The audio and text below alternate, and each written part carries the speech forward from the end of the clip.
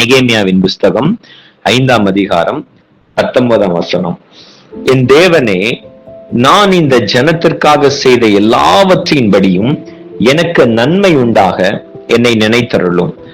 நீங்க இந்த நெகேமியாவினுடைய புஸ்தகம் வாசிச்சு பாத்தீங்கன்னா 3 இடங்கள்ல நெகேமியா வித்தியாசமா இந்த வேர்ட பேசுவார். எப்படின்னா, என் தேவனே, நான் இந்த ஜனத்திற்காக செய்த எல்லாவற்றின்படியையும் எனக்கு நன்மை உண்டாக என்னை நினைத்தருளும். அப்படின்னா, ஆண்டவரே, என்ன நீங்க நினைக்கும் போது எப்படி நினைக்கணும் அப்படின்னா, நான் இந்த ஜனத்துக்காக எத்தனையோ தியாகங்களை பண்ணியிருக்கிறேன், எத்தனையோ காரியங்களை செய்திருக்கிறேன், அதை பார்த்து எனக்கு நன்மை வரும்படியா என்னை நினைத்தருளும். மறுபடி சொல்லுவாரு நெகேமியா 13:14, என் தேவனே, நான் என் தேவனுடைய ஆலயத்துக்காகவும் அதன் முறைமைகளுக்காகவும் செய்த நற்கிரியைகளை குலைத்து போடாமல் இந்த காரியத்துல என்னை நினைத்தருளும். இப்ப நீங்க ஒரு மனசுல ஒரு காரியம் வச்சிருக்கிறீங்க, நீங்க கேளுங்க, இந்த காரியத்துல என்னை நினைத்தருளும். உங்களுடைய சரீரத்திலேயோ, பிள்ளைகளுடைய வாழ்க்கையிலையோ, குடும்பத்திலேயோ என்ன நன்மைகள் உங்களுக்கு வேணுமோ ஆண்டவர்ட்ட நீங்க சொல்லுங்க, இந்த காரியத்துல என்னை நினைத்தருளும். இந்த நினைவுகள், இயேசுவின் நினைவுகள் வரும்போது, கர்த்தர் நம்மை நினைக்கும் போது விசேஷமான கிரியைகள் நமக்கு வெளிப்படும். நல்ல கவனிங்க, ஒரு எப்பயுமே நம்ம எல்லாருடைய நினைவுகளும் நம்மளுக்கு இருக்கும். ஆனா விசேஷமா திடீர்னு நம்மளுடைய மைண்ட்ல சில நினைவுகள் வரும்போது, அப்படி வரும்போது என்ன நம்ம நினைக்கணும், அதை குறித்து ஏதோ ஒரு காரியம் நம்மளுக்கு வெளிப்படுது அப்படின்னு நம்ம நினைக்கணும்.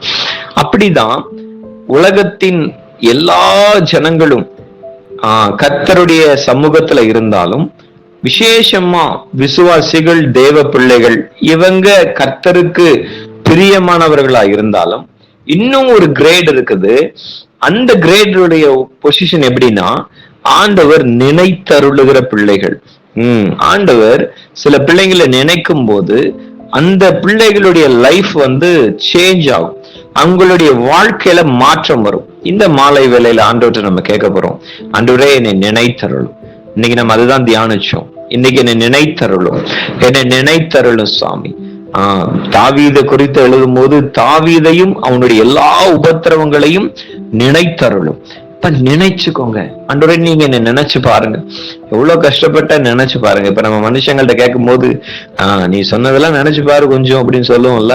அப்படின்னா என்னது, அவங்க சொன்னது ரைட், அவங்க தான் சொல்லியிருக்கிறாங்க, பட் ஆனா அவங்க அதை மறந்துருப்பாங்க. அவங்களுக்கு இப்ப கரண்ட்ல அது ஞாபகம் இல்லாம இருக்கும். அதனால நம்ம சொல்லுவோம் கொஞ்சம் நினைச்சு பாரு அப்படின்னு. அதே மாதிரிதான் ஒரு பிரேயர் இருக்குது. அந்த பிரேயர் எப்படின்னா, நம்ம கர்த்தரை பிடிக்கிற ஒரு விதம், என்னை நினைச்சு பாருங்க, என்னை நினைச்சு பாருங்க, என்னை நினைச்சு பாருங்க.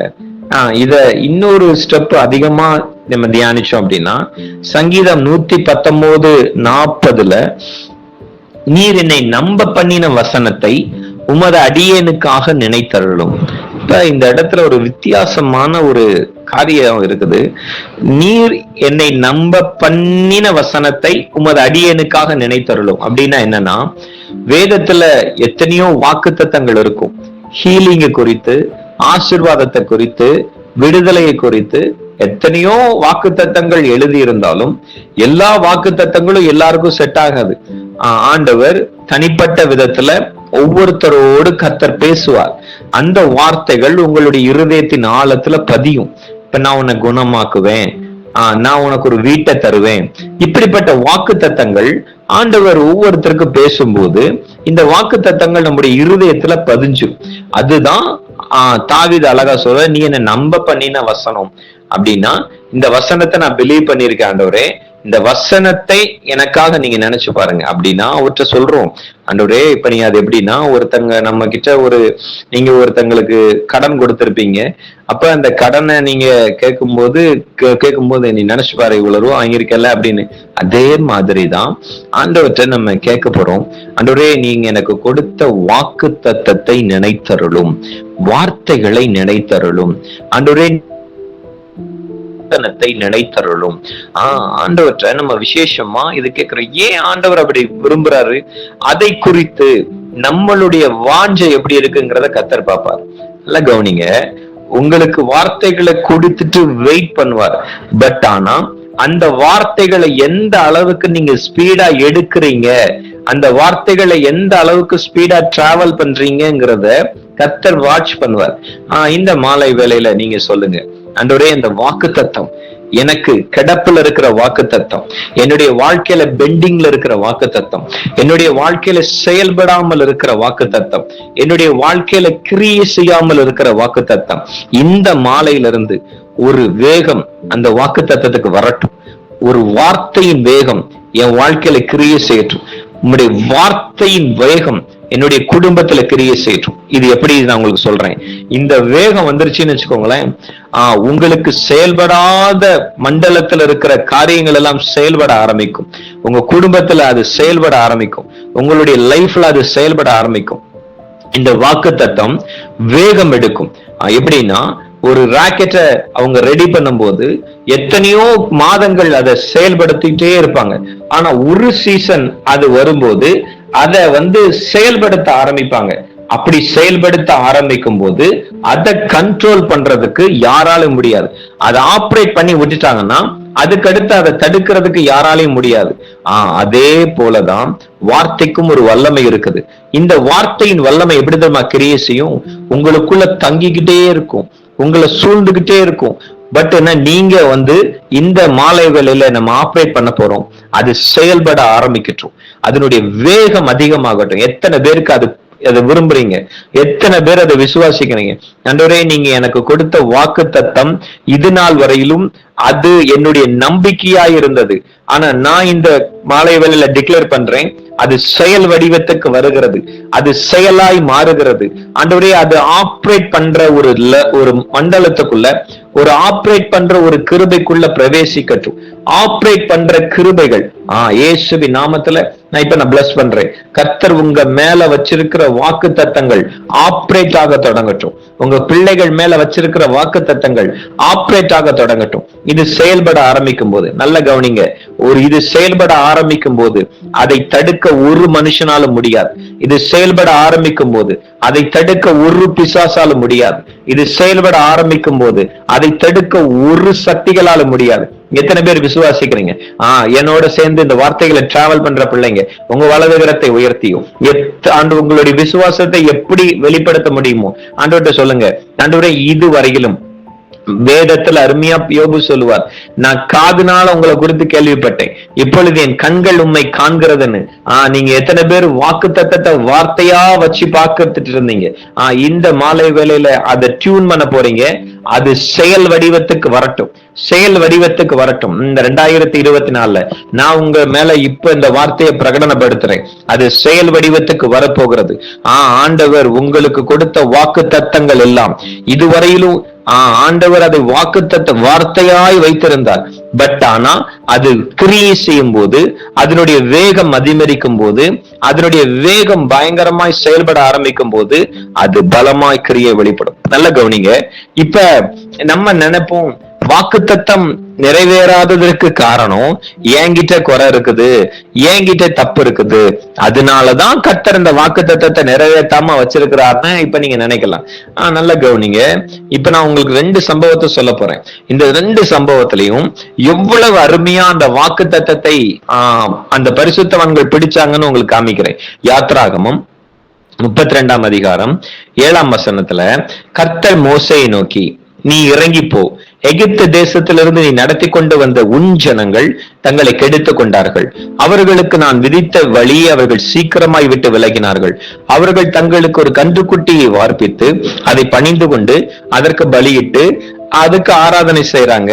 இப்ப என் கோபம் அவர்கள் மேல் மூழுது, இவர்களை அழித்து போடவும் என்னை விட்டு விடு, உன்னை பெரிய ஜாதியாக்குவேன்.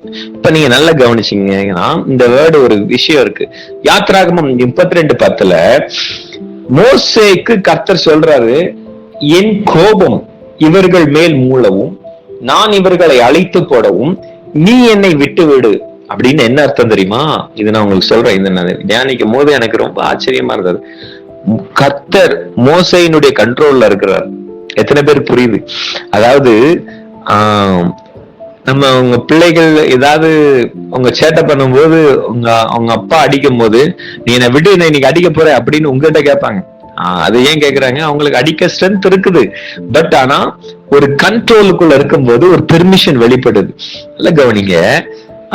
இது மாதிரிதான் கர்த்தருக்கு வல்லமை இருக்குது அந்த ஜனங்களை அழிக்கிறதுக்கு. பட் ஆனா மோசே கிட்ட பெர்மிஷன் கேட்கிறார். என்ன கேட்க? நீ என்னை விட்டு மோசே, நீ என்னை கண்ட்ரோல் பண்ணாத, நான் கோவமா இருக்கிறேன் அப்படின்னு ஒரு பொசிஷன்ல மோசேக்கு கர்த்தர் பெர்மிஷன் கேட்கிறார். அப்ப நல்ல கவனிங்க, இந்த பெர்மிஷன் கேட்கிற ஒரு ஸ்டேஜ்ல கர்த்தர் இருக்கிறாருங்கிறத மோசே கவனிக்கும் போது அவரு எப்படி அதை எடுக்கிறாரு பாத்தீங்களா? மோசே தன் தேவனாகிய கர்த்தரை நோக்கி, கர்த்தாவே, தேவரீர் மகாபலத்தினாலும் வல்லமுள்ள கையினாலும் எகிப்து தேசத்திலிருந்து புறப்பட பண்ணின உம்முடைய ஜனங்களுக்கு விரோதமாய் உம்முடைய கோபம் பற்றி எரிவதென்ன சொல்லி முடிச்சுட்டு அதுக்கடுத்து செகண்ட் ஸ்டெப்புக்கு வர்றாரு. உமது தாசராகி ஆபிரகாமையும் ஈசாக்கையும் இஸ்ரவேலையும் நினைத்தருளும். நல்ல கவனிங்க. எல்லா ஜெபங்களும் கர்த்தருக்கு பிரியம்தான். ஆனா கவர் பண்ற ஜெபம்னு ஒண்ணு இருக்குது. அதாவது இயேசுவினுடைய இருதயத்தை இழக பண்ணுகிற ஒரு ஜெபம். அப்படின்னா என்னன்னா, ஒரு பாயிண்டா பேசும்போது கர்த்தர் அருமையா கிரியை செய்வார். இப்ப எப்படி கொண்டு வர்றாரு பாத்தீங்களா? அவரை எப்படி நினைக்க வைக்கிறாரு? உம்முடைய தாசராகி ஆபிரகாமையும், அதாவது யார சொன்னா கர்த்தர் மனம் இறங்குவாருங்கிறத கரெக்டா கவுண்ட் பண்ணி வச்சிருந்தாரு. யார சொன்னா அவருடைய இருதயம் இலகுங்கிறத மோசே கவுண்ட் பண்ணி வச்சிருந்தாரு. ஆபிரகாமையும் ஈசாக்கையும் இஸ்ரவேலையும் நினைத்தருளும். நல்ல கவனிங்க. இந்த வேர்டை மோசே சொல்லும் போது அவர் என்ன சொல்லி இருக்கணும்னா, ஆபிரகாமையும் ஈசாக்கையும் யாக்கோபையும் நினைத்தருளும்னு தான் பேசியிருக்கணும். ஆனா இப்ப ஒரு பாயிண்ட உள்ள அழகா லிங்க் பண்றாரு, இஸ்ரவேலையும். நல்ல கவனிங்க. கர்த்தர் யாக்கோபை ஆசீர்வதிச்சு இஸ்ரவேலா மாத்தும் போது 12 கோத்திரங்கள் வந்துச்சு. அந்த கோத்திரங்கள் தான் அடிமைப்பட்டுச்சு. இப்ப அந்த கோத்திரத்துல உள்ளவங்க தான் தப்பு பண்ணாங்க. அப்படின்னா நீங்க தான் இந்த கோத்திரத்தை உண்டாக்குனீங்க, நீங்க தான் இவங்களை பணுக பண்ணீங்க, நீங்க தான் இவங்களை பெருக பண்ணீங்க அப்படின்னு சொல்லிட்டு அவர்களுக்கு கொடுப்பேன் என்று உம்மை கொண்டே அவர்களுக்கு ஆணையிட்டு சொன்னீரே. நல்ல கவனிங்க. இன்னைக்கு நான் உங்களுக்கு ஒரு பிரேயர் கத்துக் கொடுக்க போறேன். ஆணையிட்டு சொன்னீரே என்று கெஞ்சி பிரார்த்தித்தான். நல்ல கவனிக்கணும். கர்த்தர்கிட்ட அவர் சொன்னதை அவருக்கு நம்ம சொல்லணுமா? இப்ப நம்ம ஒரு கொஸ்டின் இருக்கும், அவரு தானே வாக்குத்தத்தம் கொடுத்தாரு, அவர் தானே என்கிட்ட பேசினாரு, அவர் என்னை நடத்த முடியாதா, அவர் என்னை பாதுகாக்க முடியாதா, அப்படி எல்லாம் நம்ம கேட்காம இப்ப நம்ம ஒரு ஸ்டெப் எடுத்து வைக்க போறோம். ஆண்டவரே, நீங்க சொல்லி எத்தனை வருஷம் ஆச்சு, நீங்க பேசி எத்தனை வருஷம் ஆச்சு, நீங்க என்னை எனக்கு நீங்க வாக்குத்தத்தம் கொடுத்து எத்தனை வருஷம் ஆச்சு, ஏன் இது இன்னும் பெண்டிங்ல இருக்கு, ஏன் இன்னும் இதை பார்க்காம இருக்கிறீங்க? ஆண்டவரே, நீங்க என்னை நினைச்சு பாருங்க, என்னை நினைச்சு பாருங்க, என்னை நினைச்சு பாருங்க. இதுதான் பிரேயர், இதுதான் ஜெபம். அழுமையா மோசே கரெக்டா கேட்டாரு. ஆணையிட்டு சொன்னீரே என்று கெஞ்சி பிரார்த்தித்தான். எப்படின்னா, நீங்க தான் பிராமிஸ் பண்ணீங்க, அவங்க சும்மாதான் இருந்தாங்க, அவங்களுக்கு கானானும் தெரியாது, பாலும் தேனும் ஓடுகிற தேசமும் தெரியாது. அவங்களுக்கு நீங்க தான் அந்த தேசத்தை இன்ட்ரோடியூஸ் பண்ணீங்க, நீங்க தான் கொண்டு போவேன்னு சொன்னீங்க, நீங்க தான் நடத்துவேன்னு சொன்னீங்க, நீங்க சொன்னீங்க சொன்னீங்க சொன்னீங்க. இந்த வேலையில ஆண்டவர்கிட்ட நீங்க சொல்ல போறது ஒன்னேதான், நீங்க தானே சொன்னீங்க, நீங்க தானே பேசுனீங்க, நான் சும்மா தானே இருந்தேன், நீங்க தானே என்கிட்ட வந்தீங்க, நீங்க தானே வாக்கு பண்ணீங்க, நீங்க தானே என்கிட்ட என்னை டிஸ்டர்ப் பண்ணீங்க. கேட்கலாம். நம்மளுக்கு வேதத்திலோட வார்த்தைகள் தெரியாது, நம்மளுக்கு வாக்கு தத்தங்கள் தெரியாது. அப்ப என்னன்னா, அதை கொண்டு சும்மா இருக்கிற உங்க மேல கர்த்தர் வச்சு உங்களை செயல்பட ஆரம்பிக்கிற போது அதை விட்டுட்டு போறவரா இருக்க மாட்டாரு. பட் ஆனா நான் மறுபடியும் உங்கள்கிட்ட சொன்னேன், இப்ப நீங்க சொல்ல போறீங்க, ஆண்டவரே நீங்க சொன்னீங்கல்ல, என் பிள்ளைகளை குறித்து பேசுனீங்கல்ல, என்னுடைய வாழ்க்கையை குறித்து சொன்னீங்கல்ல, அது என்னாச்சு, அதை நினைத்தருளும். அதை நினைத்தருளும். ஆண்டவர் இந்த வேலையில பலமாய் உங்களோடு கூட இடைபடுகிற ஒரு வார்த்தை, நான் அதை நினைச்சிருக்கிறேன், நான் அதை இப்ப நான் நினைக்கிறேன் இயேசுவின் நாமத்துல. ஆவியானவருடைய பிரசன்ஸ்ல இப்ப நம்ம டிக்ளேர் பண்ண போறோம். கர்த்தர் நமக்கு கொடுத்த வாக்கு தத்தங்களை அவர் நினைத்தருளுகிறார். விசுவாசிக்கிற பிள்ளைங்க, நான் விசுவாசிக்கிறேன். எல்லாரும் உங்க தலைமையில கை வச்சு இப்ப நீங்க ஜெபிக்க போறீங்க.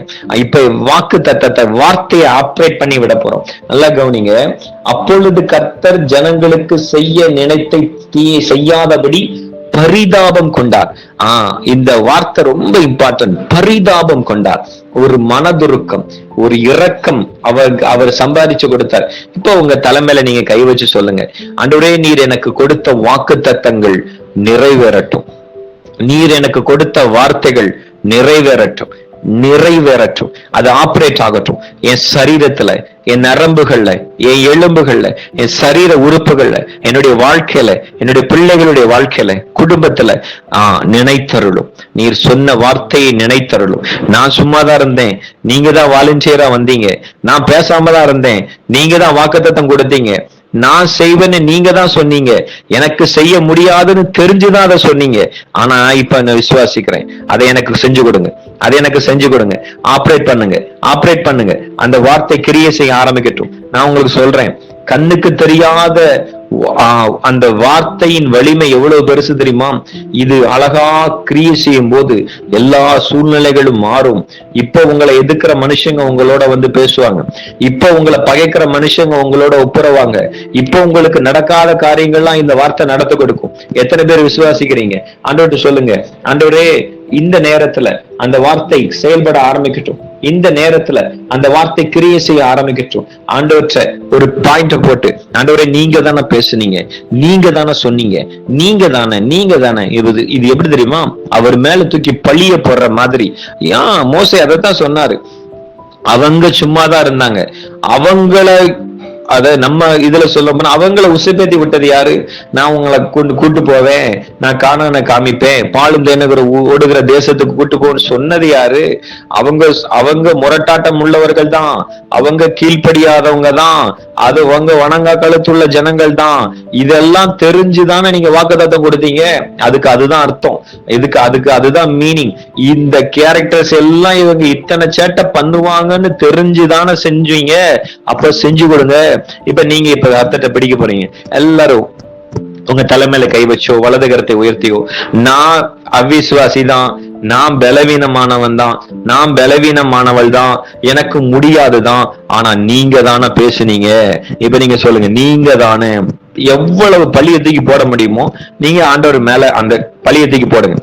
எப்படின்னா, நீங்க தானே பேசுனீங்க, நீங்க தானே வார்த்தையை நம்ப வச்சீங்க. தாவீது கரெக்டா பிடிச்சாருங்க. நீ அடியேனை நம்ப பண்ணின வார்த்தையை எனக்காக நினைத்தருளும் அப்படின்னா, நான் சும்மாதான் இருந்தேன். இந்த வசனத்தை நீ பிலீவ் பண்ணுப்பான்னு நீங்க தான் கொடுத்தீங்க அப்படின்னா, அந்த வசனத்தினுடைய ஸ்ட்ரென்த் எங்க போச்சு? அந்த வசனத்தினுடைய ஆழம் எங்க போச்சு? அந்த வசனத்தினுடைய வலிமை எங்க போச்சு? கேளுங்க கர்த்தர்கிட்ட. வசனம் கர்த்தருடையது, உங்களுடையது இல்ல. அத உங்களுக்கு பிரசன்டேஷனா கொடுத்தாருன்னா, உங்களுக்கு கிஃப்டா கொடுத்தாருன்னா நீங்க கேட்கலாம், நீங்க கொடுத்த அந்த வார்த்தை எங்க போச்சு? நீங்க கொடுப்பேன்னு சொன்ன சுகம் எங்க போச்சு? நீங்க கொடுப்பேன்னு சொன்ன ஆரோக்கியம் எங்க போச்சு? நீங்க கொடுத்தேன்னு சொன்ன சமாதானம் எங்க போச்சு? ஆண்டவர்கிட்ட கேளுங்க. இப்ப வலிமையா ஸ்ட்ராங்கா பிடிச்சு கேளுங்க. உங்களுக்கு ஒரு பிரயர் செய்யும். ஆண்டவரே நீர் என்னை நம்ப பண்ணின வாசனம் எங்க போச்சு? ஆண்டவர்கிட்ட கேளுங்க. இப்ப உங்களுக்கு மேல கர்த்தருடைய அந்த வார்த்தையின் வலிமை வேதம் சொல்லுகிறது. அவர் வசனத்தை அனுப்பி அவர்களை குணமாக்கி அழிவுக்கு தப்புவிக்கிறார். இந்த வேர்டு உங்களுக்குள்ள வரும்போது, இந்த வார்த்தையின் அபிஷேகம் உங்களுக்குள்ள வரும்போது, இந்த வார்த்தை உங்களுக்குள்ள கிரியை செய்யும் போது சகலத்தையும் புரட்டி போடும், சகலத்தையும் மாற்றி போடும். வெத்தனை சீற்றம் இருந்தாலும் இந்த வேர்டு அப்படியே கருக்குள்ள பட்டயமா உங்களை சுத்தி இருக்கும், உங்க வீட்டை சுத்தி இருக்கும், உங்க குடும்பத்தை சுத்தி இருக்கும்.